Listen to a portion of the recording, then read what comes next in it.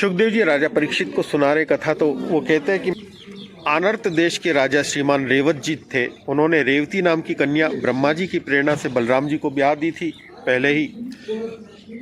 हे परीक्षित, भगवान श्री कृष्ण भी स्वयंवर में आए हुए शिशुपाल और उसके पक्षपाती शाल्वादी नरपतियों को बलपूर्वक हराकर देखते देखते जैसे गरुड़ सुधा का हरण किया, वैसे ही विदर कुमारी रुक्मणी का हर लाए और उनसे विवाह कर लिया।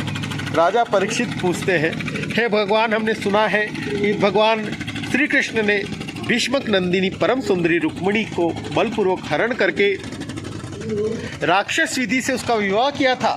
हे महाराज, अब मैं यह प्यारी कथा सुनना चाहता हूँ।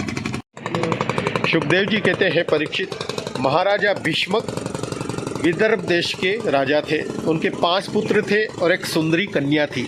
सबसे बड़े पुत्र थे रुक्मी। उनकी जो बहन थी रुक्मिणी। यह रुक्मिणी साक्षात लक्ष्मी है। जब रुक्मिणी ने भगवान श्री कृष्ण के सौंदर्य, पराक्रम और गुण आदि वैभव की प्रशंसा सुनी, जो उसके महल में आने वाले अतिथि प्रायः गाया करते थे, तब उसने निश्चय किया कि भगवान श्री कृष्ण ही मेरे अनुरूप पति हैं। इधर भगवान को भी यह लगता था कि रुक्मिणी बड़े सुंदर सुंदर लक्षण वाली कन्या है, परम बुद्धिमती है, उदारता, सौंदर्य, शील, स्वभाव और गुणों में भी अद्वितीय है, इसलिए रुक्मिणी ही मेरे अनुरूप पत्नी है। अतः भगवान ने रुक्मिणी से विवाह करने का निश्चय किया। रुक्मिणी के भाई बंधु भी चाहते थे कि हमारी बहन का विवाह श्री कृष्ण से हो, परंतु रुक्मी, जो भाई था रुक्मिणी का, वो श्री कृष्ण से बड़ा द्वेष रखता था और वो चाहता था कि श्री कृष्ण से रुक्मिणी का विवाह न हो और शिशुपाल से मेरी बहन का विवाह होना चाहिए। जब परम सुंदरी रुक्मिणी को ये मालूम हुआ कि मेरा भाई रुक्मी शिशुपाल के साथ मेरा विवाह करना चाहता, तो बड़ी उदास हो जाती है। बहुत सोच समझकर एक ब्राह्मण देवता से वो कहती है कि हे ब्राह्मण देवता, मैं श्री कृष्ण से प्रेम करती हूँ और निश्चित रूप से मुझे भी वो चाहते ही होंगे, तो आप मेरा संदेशा लेकर श्री कृष्ण के पास जाइए, द्वारकापुरी जाइए। अपना संदेश भेजती है और वो ब्राह्मण देवता द्वारकापुरी में पहुँचते हैं। तब द्वारपाल ससम्मान उनको राजमहल के भीतर ले जाते हैं। वहाँ जाकर देखते हैं ब्राह्मण देवता कि आदि पुरुष भगवान श्री कृष्ण सोने के सिंहासन पर विराजमान है। ब्राह्मणों के परम भक्त भगवान श्री कृष्ण उन ब्राह्मण देवता को देखते ही अपने आसन से नीचे उतर गए और उनकी पूजा की भगवान ने। फिर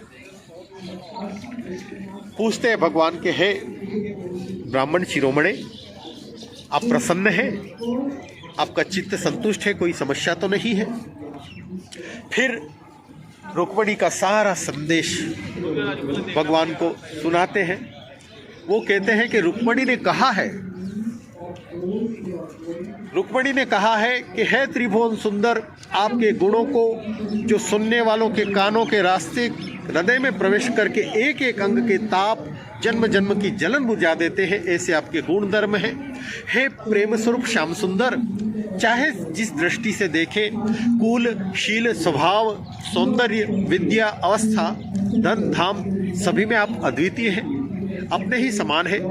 मनुष्यों में जितने भी प्राणी हैं, सबका मन आपको देखकर शांति का अनुभव करता है, आनंदित होता है। अब पुरभूषण, आप ही बतलाइए, ऐसी कौन सी कुलवती, महागुणवती और धैर्यवती कन्या होगी जो विवाह के योग्य समय आने पर आपको ही पति रूप में वर्ण नहीं करेगी? निश्चित रूप से आपको ही करेगी। हे कमल नयन, प्राणवल्लभ, मैं आप सरी के वीर को समर्पित हो चुकी है। मैं आपकी दासी हूँ। आप जैसे सिंह का भाग सियार छू जाए, वैसे कहीं शिशुपाल निकट से मेरा स्पर्श न कर जाए।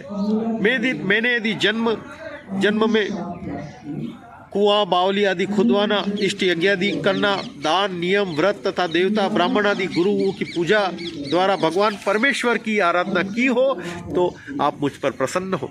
यदि आप यह सोचते हो कि मैं अंतःपुर में रहती हूँ, यहाँ आप कैसे आएंगे, तो मैं आपको बता दूँ उसका उपाय कि हमारे यहाँ पर ऐसा नियम है हमारे कुल का कि विवाह के पहले कन्या कुल देवी का दर्शन करने के लिए बहुत बड़ी जुलूस के साथ, यात्रा के साथ निकलती है और वो कन्या बाहर जाकर, नगर के बाहर जाकर गिरजा देवी के मंदिर में जाकर पूजन करती है। तो हे कमल नयन, जब मैं गिरजा देवी का पूजन करने जाऊंगी तभी आप मेरा हरण कर लेना। तो इधर सुखदेव जी कहते हैं, परीक्षित, भगवान श्री कृष्ण विदर्भ राजकुमारी रुक्मिणी का संदेश सुनकर अपने हाथ से ब्राह्मण देवता का हाथ पकड़ लिया और हंसते हुए बोले, भगवान बोलते, हे ब्राह्मण देवता, जैसे विदर्भ कुमारी मुझे चाहती है वैसे ही मैं भी उन्हें चाहता हूँ। मेरा चित्त उन्हीं में लगा रहता है। कहाँ तक कहूँ, मुझे रात के समय नींद तक नहीं आती। मैं जानता हूँ कि रुक्मी ने द्वेषवश मेरा विवाह रोक दिया है, परंतु ब्राह्मण देवता आप देखिएगा, जैसे लकड़ियों को मथकर एक दूसरे से रगड़कर मनुष्य उनमें से आग निकाल लेता है, वैसे युद्ध में उन नामधारी क्षत्रिय कुल कलंकों को तहस नहस करके अपने से प्रेम करने वाली परम सुंदरी राजकुमारी को मैं निकाल लाऊंगा। फिर हे परीक्षित, मधुसूदन श्री कृष्ण यह जानकर कि रुक्मिणी की विवाह की लग्न परसों रात्रि में ही है, अपने सारथी को आज्ञा देते हैं कि हे दारुक, अब विलंब न करो, रथ जोत लाओ, हम चलते हैं अब रुक्मिणी से भेंट करने। कुंडी नरेश महाराज भीष्मक अपने बड़े लड़के रुक्मी के स्नेहवश अपनी कन्या शिशुपाल को देने के लिए विवाह की तैयारी कर रहे थे। बड़ा सजाया गया था नगर, और उधर शिशुपाल ने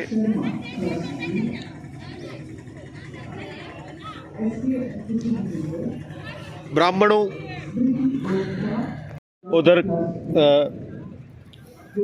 रुक्मी के स्नेहवश भीष्मक अपनी पुत्री शिशुपाल को देने के लिए विवाह उत्सव की तैयारी कर रहे थे। दूसरी तरफ जो शिशुपाल के पिता थे, राजा दमघोष, ब्राह्मणों से अपने पुत्र के लिए विवाह संबंधी मंगल कृत्य करवा रहे थे। फिर बारात लेकर शिशुपाल निकलता है और उसके साथ बड़े बड़े योद्धा चलते हैं। वो सब ये चाहते हैं कि रुक्मिणी शिशुपाल को ही मिले, इसी विचार से वो आते हैं। विपक्षी राजाओं की इसी तैयारी का पता भगवान बलराम जी को लग गया और उन्होंने ये सुना कि श्री कृष्ण अकेले गए हैं, तो वो भी बड़ी भारी सेना लेकर निकल पड़ते हैं। उधर परम सुंदरी रुक्मिणी जी भगवान श्री कृष्ण के आगमन की प्रतीक्षा कर रही है। उन्होंने देखा कि श्री कृष्ण की कौन कहे, अभी तो वो ब्राह्मण देवता जो संदेश देने गए हैं वो भी नहीं लौटे हैं। बड़ी चिंता में पड़ जाती है। सोचती है, अहो, मुझ अभागिनी के विवाह में केवल एक रात की देरी है, परंतु मेरे जीवन सर्वस्व कमल नयन भगवान अब भी नहीं पधारे हैं। इसका क्या कारण हो सकता है? इसी उधेड़-बुन में रुक्मिणी पड़ी हुई थी। फिर उन्होंने सोचा कि अभी समय है, ऐसा समझकर आंसू भरे नेत्र बंद कर लेती है। हे परीक्षित, इस प्रकार रुक्मिणी जी भगवान श्री कृष्ण के शुभागमन की प्रतीक्षा कर रही थी। उसी समय उनकी बाईं जांग, भुजा और नेत्र फड़कने लगे, जो प्रीतम के आगमन का प्रिय संवाद सूचित कर रहे थे। इतने में ही श्री कृष्ण के भेजे ब्राह्मण देवता आ गए। रुक्मिणी ने देखा बड़े प्रसन्न दिख रहे हैं, उनका मुख प्रफुल्लित है, तो वो समझ गई। फिर पूरा वो संदेश सुना देते श्री कृष्ण का।